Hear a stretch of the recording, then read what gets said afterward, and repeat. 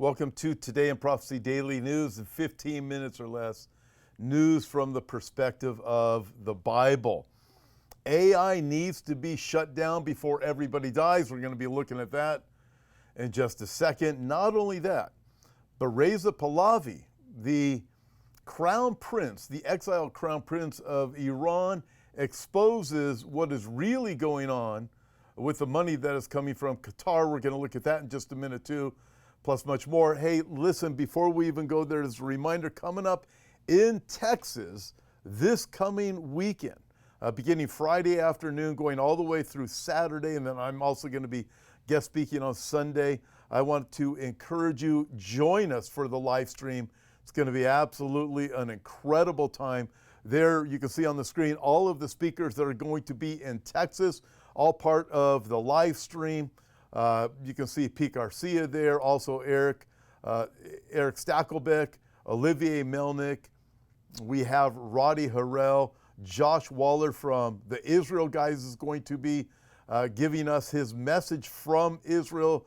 Edom Pincus is also going to be bringing us a message from the Old City in Jerusalem. We can see Dr. Andy Woods, John Howler is there. Also, Chaim Mailspin is going to be joining us from Gaza. And think of this, Chaim is just incredible. Pray for him, because when the IDF is going into tunnels, Chaim is one of the main people that he's working with the troops as they're going into the tunnels, looking for hostages, dealing with the Hamas individuals, terrorists, because that's what they are, evil terrorists. And he's a believer in the Lord Jesus Christ, praying that his men are safe as they go after these evil people. And then also joining us with the Iranian perspective is Dr. Hormuz Shariat. That's all coming to us from Texas this weekend. Join us for the live stream. And then also we are going to include in the permanent package, which will come just a few days after the Texas conference, the permanent package. So just the one price for the live stream, it will develop into the permanent one. So it's not an extra charge. It's all part of it. And that is we're going to include the Santa Barbara conference, which includes James Cadiz, also Brandon Holthouse. It includes David Tao, James Panafino. It's just going to be an incredible time. We want everybody to have this information. Get it all into your hands, friends. We live in amazing days. The days are short. Join us via the streaming. It's going to be incredible. And wherever you are in the world, you can join us. Go to hopeforourtimes.com. Check it out there. You'll see it right on the front page. And register to join us live. Friends, we need to be educated. We need to understand. We need to strengthen one another. We live in a time of great spiritual war. Things are only going to increase, and we need to not be deceived. The deception is great. We need to strengthen one another, be well equipped. All right, let's move on from here. So make sure that you do join us. Sign up, hopeforourtimes.com. Check this out. AI's prophet of doom wants to shut it all down. Eliezer Yudkowsky has spent the last 20 years warning AI insiders of danger. Now he's making his case to the public. For the last 2 decades, he has been Silicon Valley's version of a doomsday preacher, telling anyone who will listen that building powerful AI systems is a terrible idea, one that will end in disaster. This is also the message of Mr. Yudkowsky's new book, If Anyone Builds It, Everyone Dies. The book, co-written with Myri's president, Nate Soares, is a distilled mass market version of the case they have been making to AI insiders for years. Their goal is to stop the development of AI, and the stakes, they say, are existential. Wow. You look at this. If any company or group anywhere on the planet builds an artificial superintelligence using anything remotely like current techniques, based on anything remotely like the present understanding of AI, then everyone everywhere on earth will die, they write. Friends, you look at this, you go, this sounds rather like an alarmist view. Well, apparently they've been warning people 15, 20 years about this coming, and now we've entered into a time where we are hearing it from all kinds of people when it comes to AI. The experts that have been building these systems and warning, in fact, they warn that the most dangerous one is with Sam Altman and OpenAI. But you look at this and you think, what did Jesus say in his Olivet Discourse? He said, unless those days were shortened, no flesh would be saved. Friends, I have thought that that was a warning for years. I used to look at that when I started teaching Bible prophecy many years ago. And I used to look at that as a warning of great war, like nuclear war, EMPs, that sort of thing, thinking that's what Jesus was referring to, or just perhaps that with the combination of the judgments that are coming on the planet. But then you look at this and you realize the destructive focus that men have. Listen, God created us with imagination. He gave us talents. He gave us gifts, going all the way back to the Garden of Eden.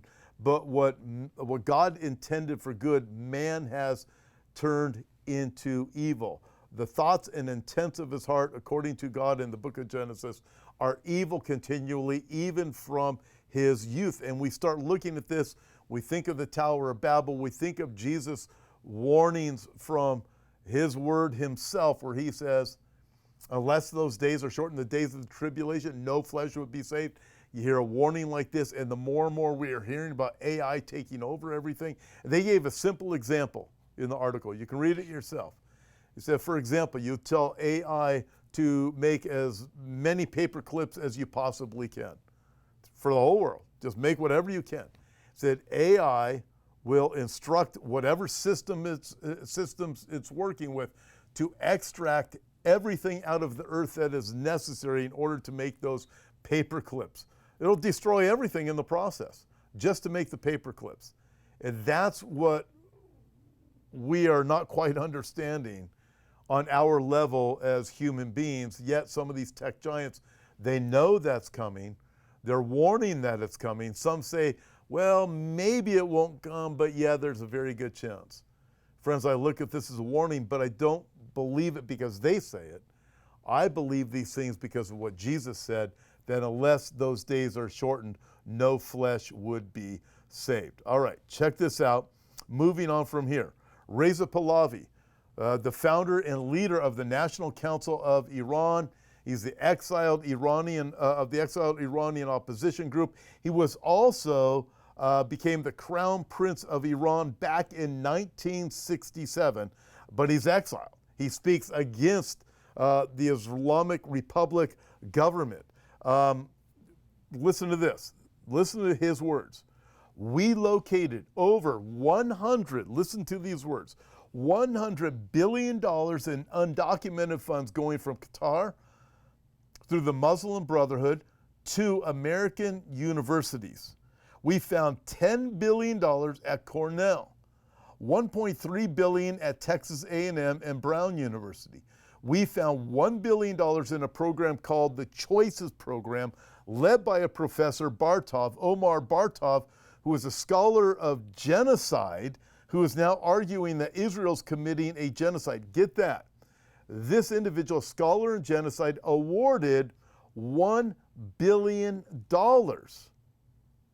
And he's a scholar on genocide, yet he's arguing against genocide. By the way, earlier today, check it out, my 2 o'clock program for our podcast, I interviewed Scott Townsend about AI. Friends, go there and watch it as soon as we are done here if you have not seen it yet. We need to be warned about what is coming. So check it out. Continuing with Reza Pahlavi, he said, interestingly enough, Omar Bartov is running the project that got $1 billion from the Qataris, and they're creating curriculum for over 8,000 schools across the country. Think of that. This country, United States of America, creating curriculum saying Israel is committing a genocide when Islam is committing the genocide, even against other people that are Islamic, against anybody that they are against. Erasing minorities from the Middle East in the curriculum here in the U.S., erasing Jewish residents from the Middle East, erasing Christian residents from the Middle East, and inculcating children across the United States in this anti-Semitic, anti-Christian, anti-democratic curriculum. So here you have a regime swimming in money that is committed to the Muslim Brotherhood ideology. 8,000 schools right here in America. Hearing this, saying Israel is committing genocide. You want to know what's happening? You look at the mainstream media and you start listening to voices that are saying Israel is committing genocide. Guess where it comes from? Right here.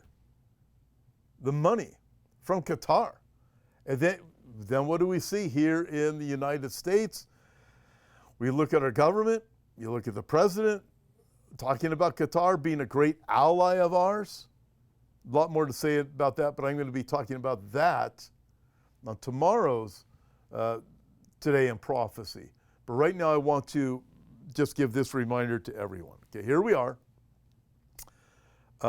Charlie Kirk was murdered last week, and unbelievable. So let's separate this. Let's get our mindset right. We can see everybody is being exposed for their thoughts, for what they really think. Remember, Jesus said, out of the abundance of the heart, the mouth speaks. So on the one side, you see the left just celebrating. You can see the evil in there. Again, Jesus said, out of the abundance of the heart, the mouth speaks.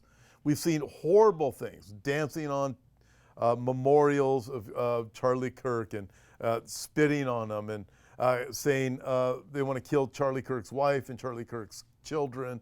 The awful thing. Sounds like Hamas, doesn't it? No wonder why so many Israeli Jews are coming along and they're understanding the significance of the life and death of Charlie Kirk. So we hear all of these different names. We understand that from the left. What would you expect from those who hate you? Then we also find out that many of these people also support the pro-Hamas regime, right? So we have that. Then you have the right, and the right is split. And there's many people on the right that are not believers in the Lord Jesus Christ. They don't want anything to do with them. In fact, there are all kinds of stories that are made up now, all kinds of them, saying that Israel ordered the hit job through Mossad to take out Charlie Kirk. It's absolutely absurd. It makes no sense. Why would you do something like that if you're Mossad? If you're Mossad, why would you go after Charlie Kirk? Why? Because he's going to, what they're saying is, oh, the real Charlie Kirk was going to come out and he is going to speak against Israel. Well, guess what? Tucker Carlson and Candace Owens already do. Why wouldn't Mossad take out them? I mean, you start thinking through the logic of these things, it makes absolutely no sense. And they say, well, we know what was in Charlie Kirk's heart, what was in his mind, what he was going to say. That is absolutely absurd. There's people that say that Charlie Kirk was paid off by Israeli billionaires to stand with Israel. The absurdity of these lies is absolutely off the charts. There's no proof of it. They don't have it. They don't even know him. They never knew him. But it's lie after lie after lie. Why? Because they hate Israel. Because they hate the Jews. We have that.